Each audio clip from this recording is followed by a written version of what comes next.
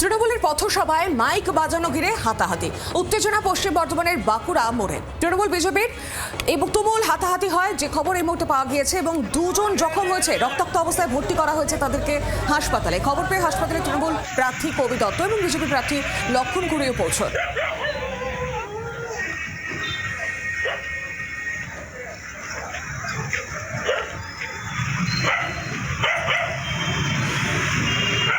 আর বিস্তারিত জানবো, টেলিফোন লাইনে রয়েছেন প্রতিনিধি চিত্তরঞ্জন দাস। চিত্তরঞ্জন, ঠিক কি হয়েছিল, কি জানা যাচ্ছে?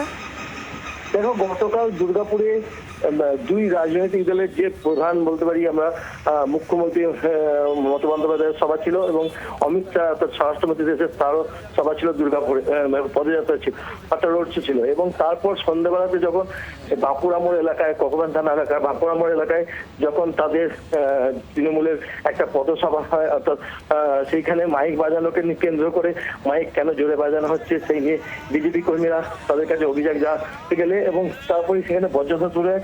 সেখান থেকেই মারামারি, হাতাহাতি এবং দুই পক্ষের দুইজন গুরুতর আহত অবস্থায় দুর্গাপুর মহকুমা হাসপাতালে ভর্তি আছে। এবং দুই পক্ষকেই দেখতে দুই দলের যে প্রার্থী অর্থাৎ তৃণমূলের কবি দত্ত এবং বিজেপির লক্ষণ ঘড়ি তারা দেখতে যায় এবং তাদের বক্তব্য হচ্ছে যে এই ঘটনাকে কেন্দ্র করে যে ঘটনা ঘটছে সেটা কিন্তু কাম্য নয়। কারণ তৃণমূলের কবি দত্তের বক্তব্য, মারামারির কোনো দরকার নেই, কারণ যেটা হচ্ছে রাজনৈতিকভাবে মানুষ যাকে ভোট দেবে সেটা দেখবে।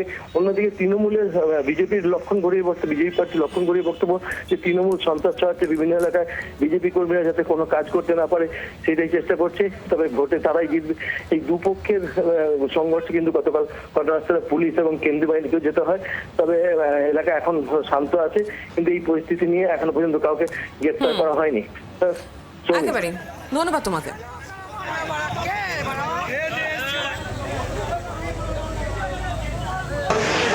বাঁকুড়া মোড়ে দাঁড়িয়ে ধর্ম হিন্দু মুসলিম দাঁড়িয়ে উস্কানিমূলক কথাবার্তা বলছিল আর আমাদের প্রার্থী তাকে গালাগালি দিচ্ছিল। সামান্য একটা দাঙ্গা একটা লাগানোর একটা পরিকল্পনা করছিল আমাদের বাঁকুড়া মোড়ে। যেহেতু আজকে নীলপুজি ছিল, আমাদের মিটিং ছিল, একটা পুরো সাম্প্রদায়িক একটা দাঙ্গা লাগানোর একটা পুরো পরিকল্পনা নিয়ে কিছু ছেলেপেলে নিয়ে ওইখানটা, যেহেতু আমাদের মুসলিম সম্প্রদায় প্রচুর ছিল, ওইগুলো নিয়ে একটা বিশাল বড় একটা চক্রান্ত করে একটা বিশাল বড় একটা দাঙ্গা লাগানো একটা পরিকল্পনা করছিল। সেটা জিজ্ঞেস করতে যে উল্টো ওরা সে ওদের কটা ছেলেমেলে আমরা কেউ আর না কর্মীরা পছন্দ করছেন, নেতারা সঙ্গে আছে, কোনো নেই, তো গুন্ডা দিনই হচ্ছে। এখন গুন্ডাবি শুরু করেছে তারা। আমাদের রবি দাস ব্লকের সেক্রেটারি তার বাড়িতে ঢুকে পড়ে, সে অত্যন্ত সক্রিয় কার্যকর্তা, 31 নম্বর ওয়ার্ডটা পুরোপুরি দেখে, তাকে বাড়িতে ঢুকে পড়ে মাইক বাজানো বন্ধ নাম করে, মাইকটা বন্ধ, বাড়িতে অনুষ্ঠান চলছিল, মাইক বাজানো বন্ধ নাম করে তাকে রড দিয়ে পিটিয়ে হয়েছে। প্রচন্ড গুরুতর অবস্থা যেন হসপিটালে ভর্তি আছে, সেলাই চলছে, পুরো ব্লিডিং হচ্ছে। আমি এখানে কবিও বলবো, যে খেলা খেলছেন রক্ত নিয়ে, এই রক্ত 4 গুণ খেলা আমরা ভোগ করতে হবে। বাংলার আওয়াজ, বাঙালির আবেগ, জি 24 ঘন্টা।